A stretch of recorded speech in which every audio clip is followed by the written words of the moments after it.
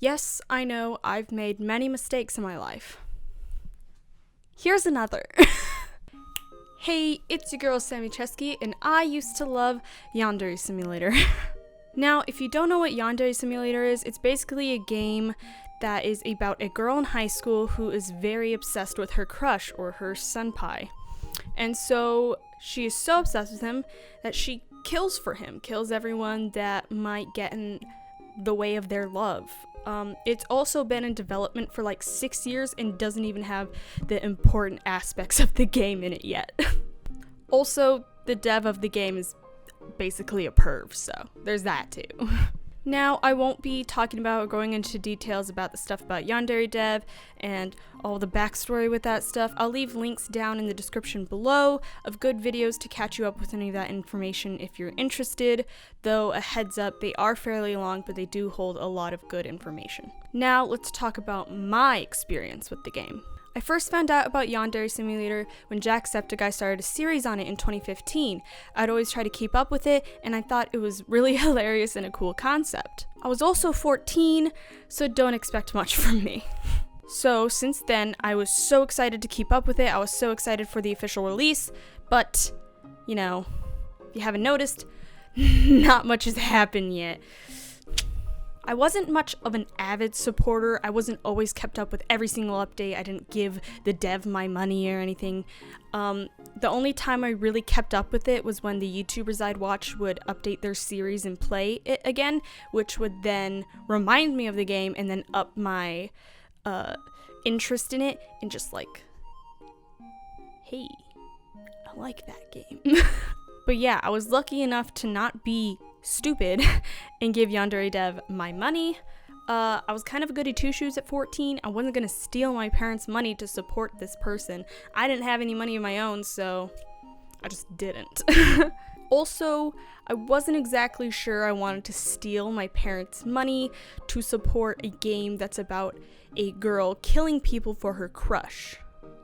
Although I would kill for Jakey, but the thing, we don't talk about that. That's not the point of this video. Let's continue. Now, as previously stated, I loved the game. I was kind of obsessed with it for a fat minute because I remember looking for a bunch of other YouTubers who played it because I just really wanted to see more of it. I was really excited to see more, so I kept looking for different YouTubers. If they had series, anything about it, I was really into it for a bit. The game concept itself I find kind of funny. I mean, I view it comedically. Is that a word?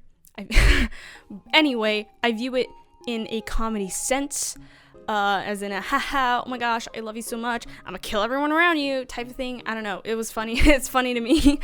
But you know, the rest of the stuff in the game, the rest of the stuff the dev wants to implicate into the game, I never really expected this game to be taken seriously until I realized that's what the dev was going for. Awkward. Years have passed, haven't heard much about the game until I started streaming in the summer of 2018 on Twitch. Speaking of Twitch, link down in the description below, you should follow me. Aha, thanks. Anyway, in 2018, I was going to go live on Twitch, and my best friend was coming over, and she was going to play a game with me. We were going to have a good time, and I was trying to figure out, before she came over, what game we should play, and then the funniest idea popped inside my head, like I was a comedy genius, and I thought, I should have her react to this game. So I downloaded the game for the first time. What was I going to say? So I downloaded the game for the first time and prepared myself to stream it. Then I realized the game wasn't an option to play on Twitch, like it wasn't a category, and when I went to look it up because I was confused, turns out it's one of the banned games that you can't play on Twitch.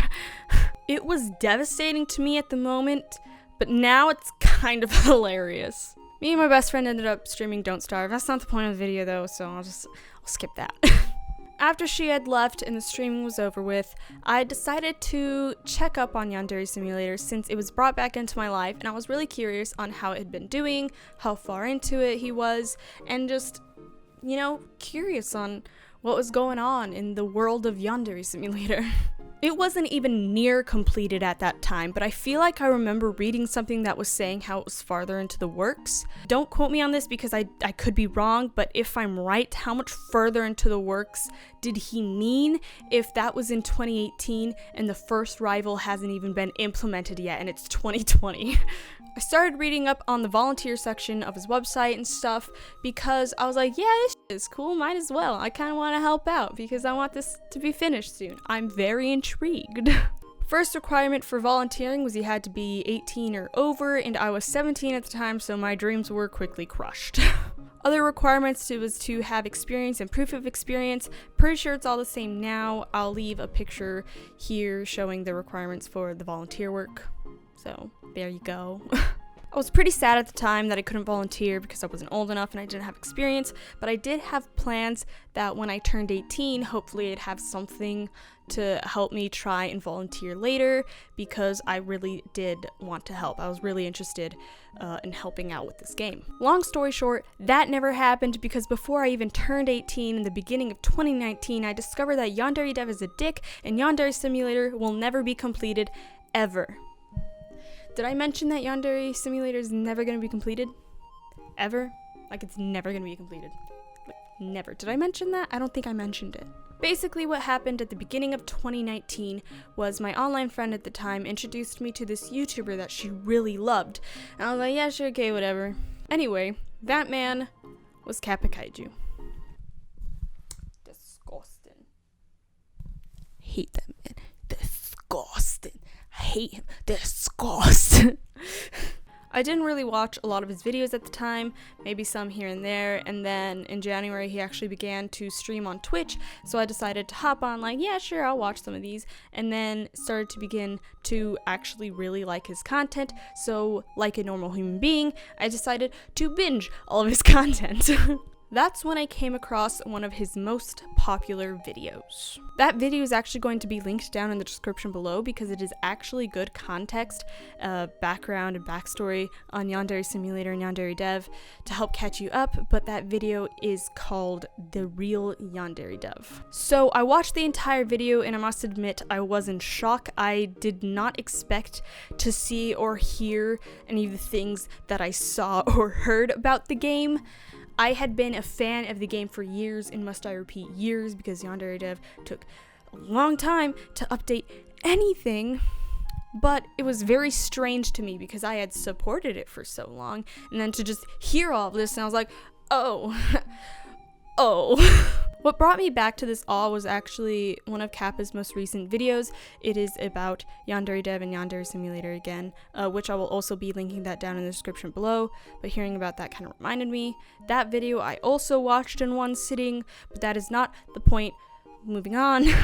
Basically sitting down and watching that entire video and being reminded that I was a stupid fucking child who didn't really care about what was happening around the game, and I just still supported it because I was a child. I hate children. I hate it myself. And here I am making this video talking about another stupid thing I used to support. Did I just call Onision a thing? Yes. Did I just call Yandere Dev a thing? Yes. Yandere Simulator is a thing. I mean, it's a game, but it's already a thing. But yes, I just did call Onision and Yandere Dev a thing. So that's how I feel about them. As stated before, I was drawn to this game because I thought it was really funny. I saw it comedy-based. I didn't expect much from it. I just thought it was a really cool, funny indie game that I was kind of excited for, but I was very wrong about what it was supposed to be and what it is.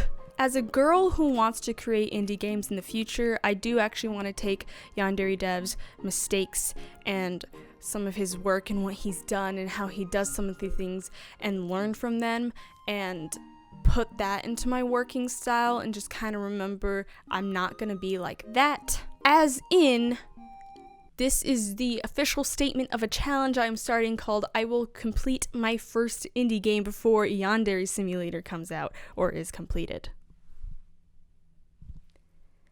Mark my words. Because I'm being serious. I'm gonna get a game completed before he does. If anything, I'll have my game completed before the first rival is even implemented.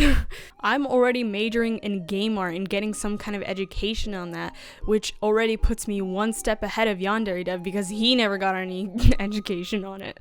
How am I going to do that? Absolutely zero clue. No idea. But even with zilch in my mind, I'm still sure I can complete a game before he can. So yeah, that's how I stopped being a Yandere Dev / simulator supporter and began to challenge him in a boxing match. No, I'm just kidding. It's just the game thing. That's about it. I hope my mistake was entertaining for you to listen to. I do really highly recommend the Kappa Kaiju videos on Yandere Dev / simulator, but I will also be linking down other creators who did videos on him because they are very good videos, and I do once again highly recommend you look at them or watch them, whatever you want to call it. Thank you for watching. If you liked this video, please leave it a like. If you didn't like this video, please leave it a like. Comment down below any other video suggestions. I do commentary, skits, covers, suggest anything. I'm down to look at them. No promises I'll do them, but you know, it's always great to have some ideas in mind. As well, please subscribe. I'm trying to reach 600 subscribers before June. I am fairly close. Right now, as I'm recording this, I only need 11 subscribers to reach 600. So I'm very excited, and the support would be very nice, and I am very grateful for all the support I am getting, that I have been getting, and I'm very thankful for everything that has been happening. So yeah, thank you. And yeah, like always, adios muchachos.